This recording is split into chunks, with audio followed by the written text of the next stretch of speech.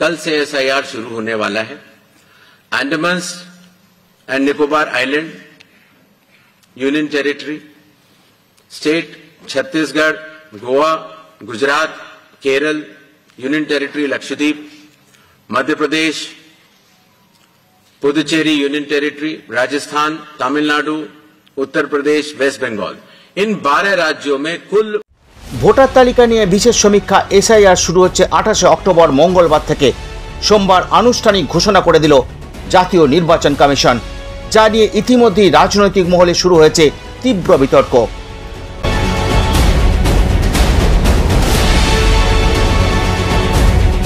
এই গণতান্ত্রিক পদক্ষেপ নিয়েই ক্ষোভ প্রকাশ করেছেন মমতা বন্দ্যোপাধ্যায়। তিনি দাবি করেছেন ভোটার তালিকা থেকে নাম বাদ দিলে আগুন জ্বলবে, অর্থাৎ এক প্রকার হুমকি সুরেই তিনি প্রশ্ন তুলেছেন নির্বাচন কমিশনের সিদ্ধান্তের বিরুদ্ধে।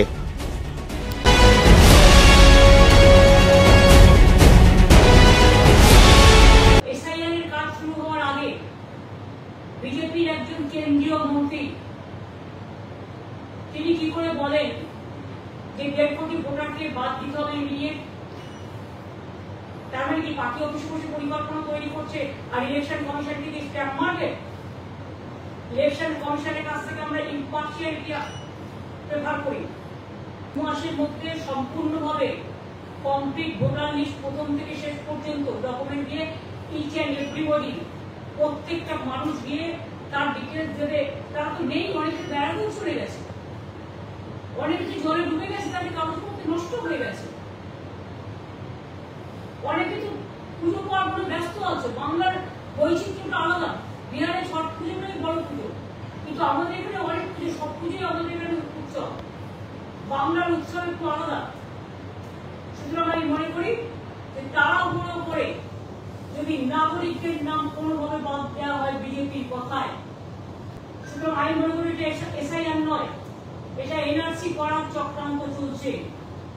আমরা ধিক্কার জানাচ্ছি বিজেপি পলিটিক্যাল পার্টিকে এবং গভর্নমেন্ট অফ ইন্ডিয়ার এজেন্সিগুলোকে, যারা বিজেপি কথায় আজকে শুধুমাত্র রাজনীতি করছে, গৌরীকরণ করছে, শিক্ষা থেকে শুরু করে, সংস্কৃতি থেকে শুরু করে, ভোটার লিস্ট থেকে শুরু করে, উৎসব থেকে শুরু করে সমস্ত এজেন্সিকে কি তারা যদি এসব করতে যান, তারা কিন্তু দাঙ্গা থেকে শুরু করে আরো অনেক কেস আছে, সবকিছু কিন্তু বেরিয়ে পড়ে। এমন মন্তব্যে প্রশ্ন উঠছে, ভোটার তালিকা ঠিক করার কাজে কেন আপত্তি করছেন মমতা বন্দ্যোপাধ্যায়? তাহলে কি তিনি ভয় পাচ্ছেন ভুয়ো ভোটারদের নাম বাদ যাবে বলে?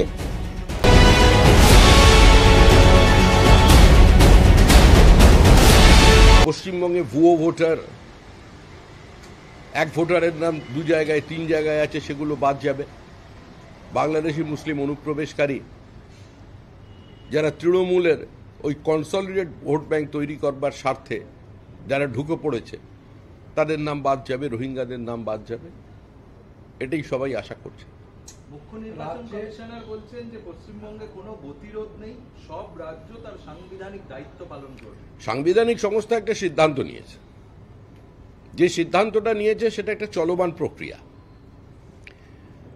এ রাজ্যে যে শাসক দল আছে তার অত্যন্ত প্রবীণ সাংসদ সৌগত রায় তিনি এই প্রক্রিয়াকে স্বাগত জানিয়েছেন এবং এটা নিয়ে তিনি কোনো বিতর্ক তৈরি হোক এটা চাননি। এখন সাংবিধানিক প্রক্রিয়াকে কেউ বাধা দেবে এটা তো কোনো সুস্থ সভ্য সমাজে কেউ প্রত্যাশা করে না।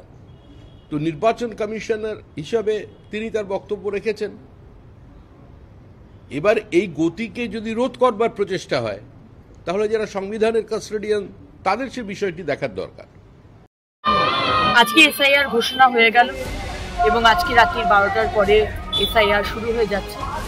আরও 11টি রাজ্যের সঙ্গে সঙ্গে পশ্চিমবঙ্গেও 12 নম্বর রাজ্যে এসআইআর শুরু হয়ে যাচ্ছে এবং ইলেকশন কমিশন খুব পরিষ্কারভাবে বলে দিয়েছে যে কারুর বৈধ ভোটার, কারুর নাম যেন কাটা না যায়, সেরকমই অবৈধ কোনো ভোটারের নাম যেন ভোটার লিস্টে না থাকে। বিএলওতে ট্রেনিং শুরু হয়ে যাচ্ছে এবং 4 নভেম্বর অবধি এই ট্রেনিং চলবে এবং 4 নভেম্বরের পর থেকে কাজ শুরু হয়ে যাবে। আশা করব প্রশাসন এবং মমতা ব্যানার্জির সরকার যদিও বা বলছেন যে একটা নামও যদি বাদ যায়, উনি নাকি বলেছিলেন আগুন জ্বালিয়ে দেবেন, কিন্তু উনি একবারও বলেননি যে একটা নাম যদি রয়ে যায় রোহিঙ্গা বা বাংলাদেশি মুসলমানদের, তাহলে কিন্তু উনি আগুন লাগিয়ে দেবেন, সেটা কিন্তু একবারও বলেননি। কিন্তু তাতে কিছু এসে যাবে না, কারণ স্বচ্ছ ভোটার লিস্ট তৈরি হবে, এটা বাংলার মানুষ চায়, এবং স্বচ্ছভাবে ভোট হোক। আশা করব ফেব্রুয়ারি মাসের 7 তারিখ যখন এই পুরো প্রসেসটা কমপ্লিট হওয়ার কথা, বাংলার মানুষ এবং আরও 12টি রাজ্যের মানুষ তারা যেন স্বচ্ছ ভোটার লিস্ট করে। অনেক আসলে প্রশ্ন একটাই, ভোটার তালিকা যদি সঠিক থাকে তাতে ভয় কিসের? যদি সব নাম বৈধ হয় তবে কেন এমন তীব্র বিরোধিতা? গণতন্ত্রে ভোটই মানুষের সবচেয়ে বড় অধিকার, আর সেই ভোটের ভিত্তি বিশুদ্ধ ভোটার তালিকা। তাহলে নির্বাচন কমিশনের পদক্ষেপের বিরুদ্ধে এত আপত্তি কেন জানতে চায় জনতা।